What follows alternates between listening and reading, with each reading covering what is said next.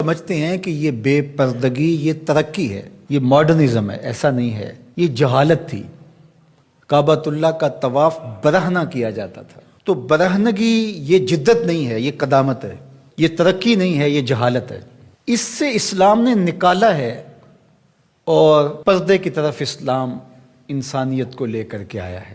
کان رسول اللہ صلی اللہ علیہ وآلہ وسلم اشد حیاء من اظراف خدرها. کمواری لڑکی پردے میں لپٹی ہوئی جس طرح حیادار ہوتی ہے، حضور اس سے بھی زیادہ حیادار تھے. تو یہ ہمارا دین ہے. لیکن مغرب اور لادینی قوتیں جانتی ہیں کہ پردہ اسلام کا شعار ہے، اور انہوں نے پہلے اس کو کمزور اس طرح کیا جس طرح ایک رواج کسی نے کہا. بعض بڑے بڑے چینلز کے اوپر بیٹھ کے نام نہاد مفکرین کہتے ہیں یہ عرب کلچر تھا. عرب کلچر تو برہنگی تھا. عرب کلچر تو برہنہ طواف کرنے کا تھا. گھروں پہ جھنڈے بدکار خواتین کے چھتوں کے اوپر عرب میں لگتے تھے. تو یہ پردے کا تصور کلچر نہیں ہے، بلکہ یہ سنت زہرا سلام اللہ علیہا. اللہ کے محبوب نے فرمایا ہر دین کی کوئی الگ شناخت ہوتی ہے، الگ پہچان ہوتی ہے. ہر دین کا ایک الگ نشان ہوتا ہے. تو اسلام کی وہ خاص چیز، وہ خاص نشان، خاص پہچان پردہ ہے، حیا ہے. اور اگر حیا چلا جائے تو پھر دین بھی چلا جاتا ہے. ایک روایت میں فرمایا حیا اور ایمان دو آپس میں جڑی ہوئی چیزیں ہیں، ان میں سے ایک چلا جائے گا پیچھے پیچھے دوسری شے بھی چلی جائے گی. تو لادینی قوتیں اس بات کو جانتی ہیں کہ اگر حیا چھین لیں گے تو ایمان اس کے پیچھے پیچھے اس راستے سے جو حیا کے چھننے سے بنے گا تو انہی قدموں پہ ایمان بھی رخصت ہوتا چلا جائے گا. تو لہٰذا ان کو یہ کہو کہ تم ترک ایمان کرو تو یہ تو کبھی راضی نہیں ہوں گے. تو اس لیے انہیں پردے کا ترک کروایا جائے، انہیں حیا کے جوہر سے محروم کیا جائے تاکہ یہ ایمان کے جوہر سے بھی محروم ہو جائیں. تو پھر انہوں نے کئی رنگ تراشے. کبھی کہا کہ نظر کا پردہ ہے، کبھی کہا کہ پردہ تو انسان کے دل میں ہوتا ہے. تو مجھے بتاؤ آج کا شخص جو شہوتوں سے لتھڑا ہوا ہے، جہاں شہوات کی گندی ہوائیں چل رہی ہیں، اس ماحول کے اندر اگر کوئی یہ بات کہے تو کتنی عجیب ہے. جس ماحول میں تقدس کی باد صبا چلتی تھی اور وہی اترتی تھی اور جبریل کو وہی لے کر کے آتے صحابہ نے دیکھا تھا، اور قرآن اترتا تھا اور قرآن پڑھانے والے سکھانے والے خود صاحب قرآن تھے.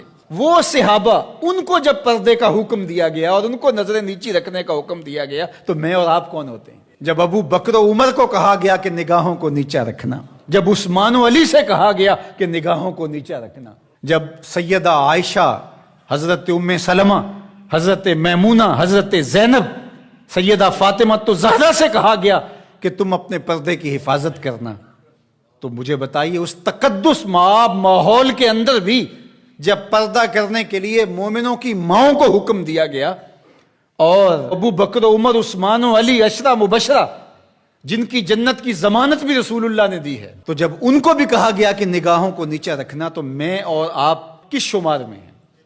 تو یہ ایک نفس کی کہانی ہے جو ہم گھڑ کے بیٹھ گئے، کہا کوئی بات نہیں جی، پردہ تو دل کا ہوتا ہے. بحالت مجبوری خواتین کو گھر سے نکلنا پڑتا ہے، لیکن اس میں بھی اس کو تاکید کی گئی کہ تیرا پردہ کسی صورت کے اندر بھی ختم نہیں ہونا چاہیے. میں خراج پیش کرنا چاہتا تھا یہاں ہماری ہمسائیگی کے اندر اس خاتون کو جس نے اللہ اکبر کا نعرہ لگا کر کے بتلایا کہ یہ امت ابھی بھانج نہیں ہوئی.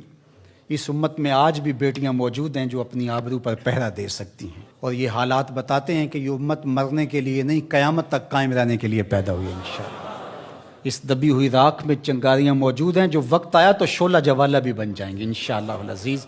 اقبال نے ایک بات کہی تھی، اگر پندے ز درویش پذیری، ہزار امت بمیرت تو نہ میری، بطول باش و پنہا شو ازیں اثر کہ در آغوش شبیر بگیری. اقبال کہتا ہے اس فقیر کی ایک بات مان لے، ساری امتیں مر جائیں گی، امت مسلمہ تجھے زوال نہیں آئے گا. اور وہ کیا؟ بطول باش، بطول بن جا اور زمانے کی نظروں سے پوشیدہ ہو جا، پھر تیری آغوش میں بھی حسین ابن علی جیسے بیٹے جنم لیا کریں گے، ان کے جانشین تیری گود میں بھی پیدا ہوں گے. تو اس لیے پردہ ہماری شناخت ہے. آج جو کہتی ہیں جناب پردہ پردہ، یہ کیا ہے؟ یہ تو کٹھ ملا کی اصطلاح ہے.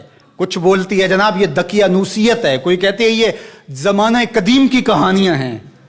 جب قبر میں اتریں گے تو اس وقت مرد کے لیے 3 چادریں، عورت کے لیے اسلام نے پھر بھی 5 چادریں رکھی ہیں اس وقت. اس کا کفن بھی الگ رکھا ہے اس لیے کہ وہ پردے کی چیز ہے. تو کیا کوئی عورت کہتی ہے کہ مجھے اسکرٹ میں دفن کر دیا جائے، میں بے پردہ قبر میں جانا چاہتی ہوں؟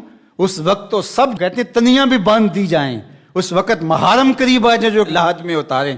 تو اگر زندگی کے بعد بھی پردے میں لپٹ کے جانا ہے تو ساری زندگی سیدہ فاطمہ کی غلامی میں بسر کر دیے جائیں، ان کی کنیز بن کے زندگی گزاریں.